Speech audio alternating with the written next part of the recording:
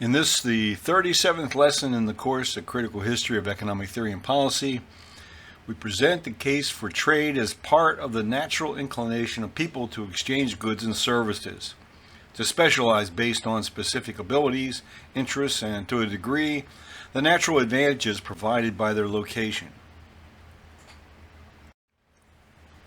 Trade can be an effective path to a peaceful interaction between people of quite different cultures, provided, however, that trade is not weighed down by monopolistic privileges. Only under these conditions does free trade exist as a win-win for all participants. The pace of knowledge transfer at the beginning of the 21st century is almost incomprehensible. Transportation and communications technologies have advanced to the point that certain development and production activities can continue 24 hours each day, 7 days a week. These changes have posed serious challenges to the governments of nation-states that continue to embrace outdated notions of sovereignty. It is also the case that pollution is a global problem that respects no artificial political borders. The world's leaders have for decades been engaged in discussions regarding the lowering of barriers to international trade. However, organized resistance by many groups, some for reasons of vested interest and others because of concerns over basic human rights, has been ongoing. For those concerned with the continued exploitation of those who labor and the damage done to ecosystems, the struggle is often put in terms of the distinction between free trade and fair trade. There was no greater defender of truly free trade between individuals than Henry George. However, George's concept of free trade required also that all monopolies, including the monopoly of nature and the private appropriation of the rent associated with nature, be destroyed. In his 1886 book, Protection or Free Trade, Henry George wrote, "The reason why the abolition of protection, greatly as it would increase the production of wealth, can accomplish no permanent benefit for the laboring class is that so long as the land on which all must live is made the property of some, increase of productive power can only increase the tribute which those who own the land can demand for its use." In 2001, economist John Eichert delivered a paper on Who Owns America at the Western North Carolina Land Use Forum held in Asheville, North Carolina. He reminded us that the people who own the land do not own America.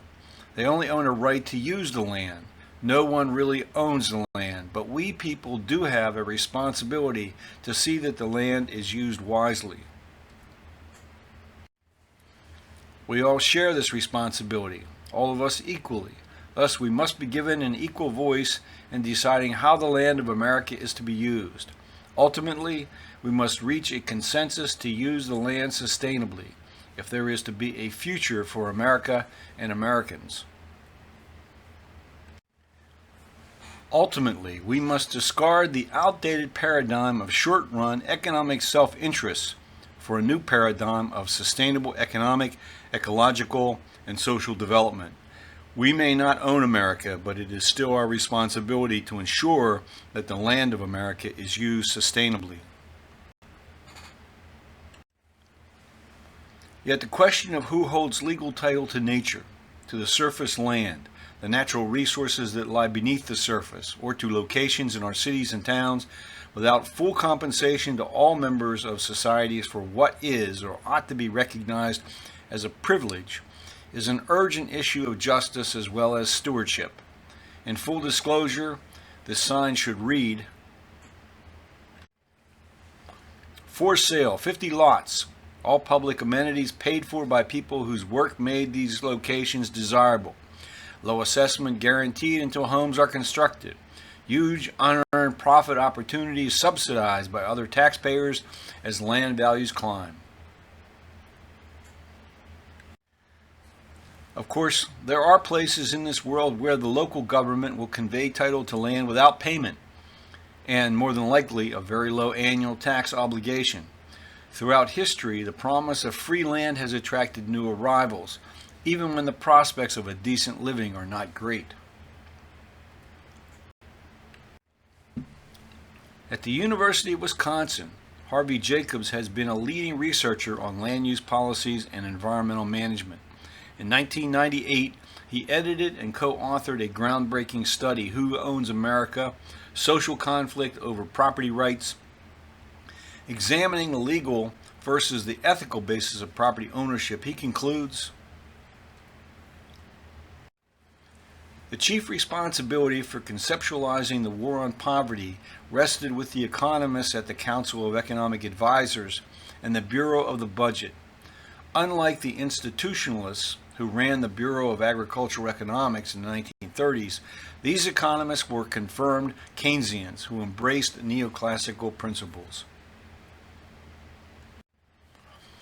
Concepts such as land and place were not included in their analytic models, and they tended to see poverty primarily as a problem of low aggregate demand, high unemployment rates, and deficiencies of human capital. With theory in conflict with the real world, the Keynesians were in no better position than their predecessors to identify true causes and thereby offer real solutions. For different reasons, neither the monetarists nor supply-side proponents proved to be any better at their trade. Yet few economists questioned the objectivity of their discipline or the theoretical framework on which it rested. As previously discussed, Alfred Malaber Jr.'s 1994 book about the economists he came to know while economics editor of the Wall Street Journal suggests economists are in serious need of introspection. Credentials seem to matter little. Most economists then as now were degree-laden, typically sporting a doctorate as well as a master's degree in economics. But there was little relationship between the accuracy of individual forecasts and the academic backgrounds of particular forecasters. Few economists could match the credentials of Milton Friedman, yet his performance as a forecaster was abysmal.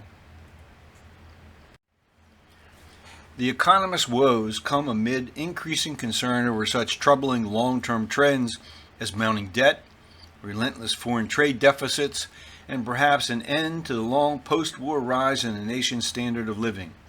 By their training, economists appear well suited to lead the charge against these problems, but this hasn't happened. In his 1998 book, The Losses of Nations, British political economist Fred Harrison challenged readers over acceptance of conventional wisdoms as offered by most other economists.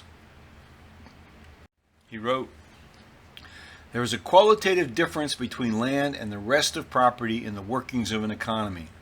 The refusal to acknowledge this encourages the self-defeating actions that cyclically destabilize the economy. The solution is the fiscal-led market model. Charging the full rental price for using land and natural resources removes the attractions of land as collateral and increases the real worth of labor and man-made capital."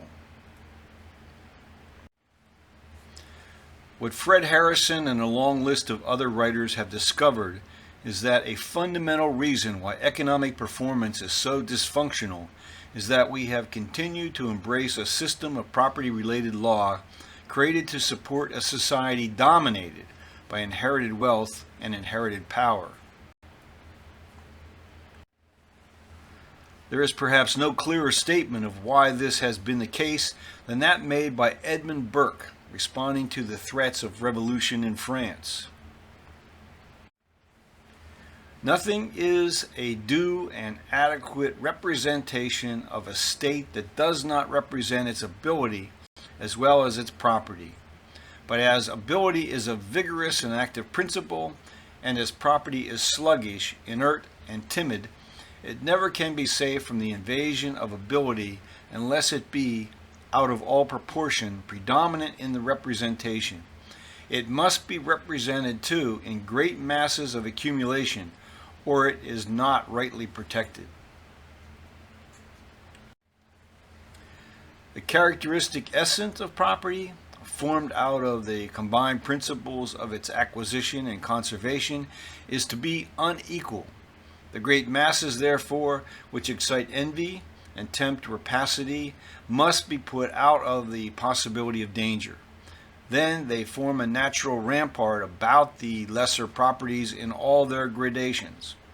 The same quantity of property, which is by the natural course of things divided among many, has not the same operation.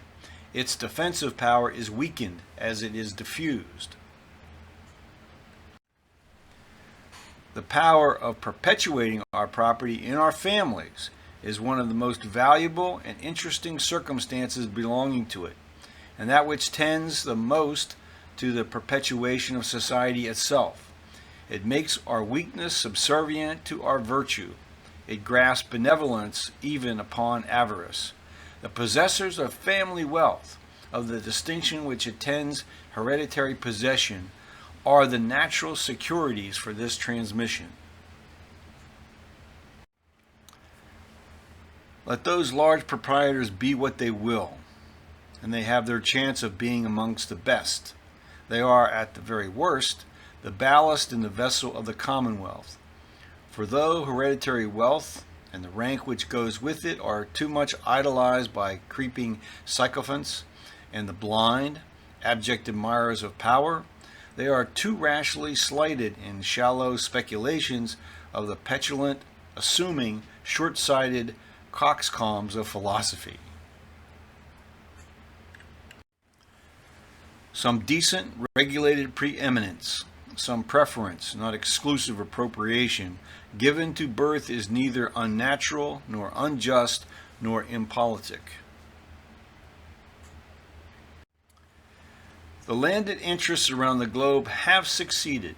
Control over our planet is highly concentrated.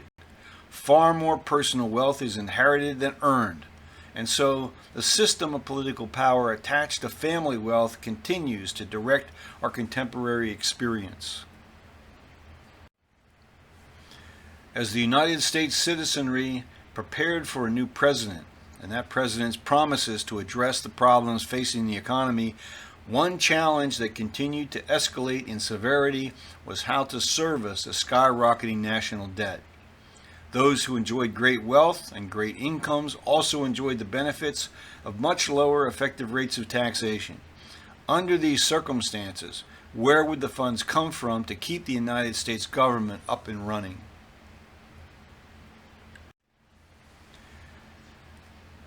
Let me put this problem in more concrete terms.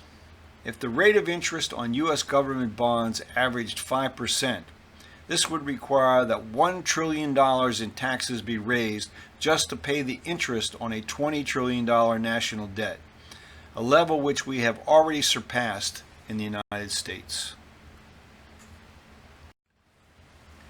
No one has yet calculated with any certainty how much revenue might be raised by the full taxation of the rent of land and land-like assets, such as frequencies on the broadcast spectrum or even takeoff and landing slots at airports, recognizing that no two airplanes can occupy the same place at the same time without devastating consequences.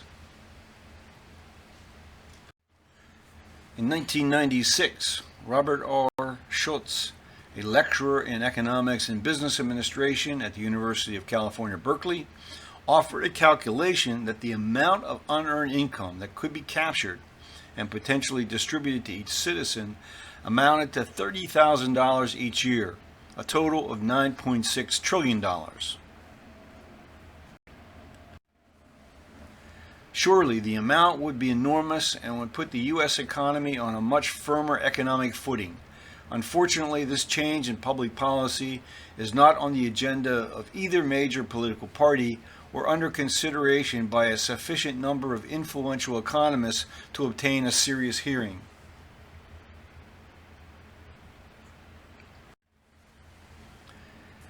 As I have attempted to show, our socio-political arrangements and our institutions exist to protect privilege, not to guarantee equality of opportunity or secure the full blessings of free trade.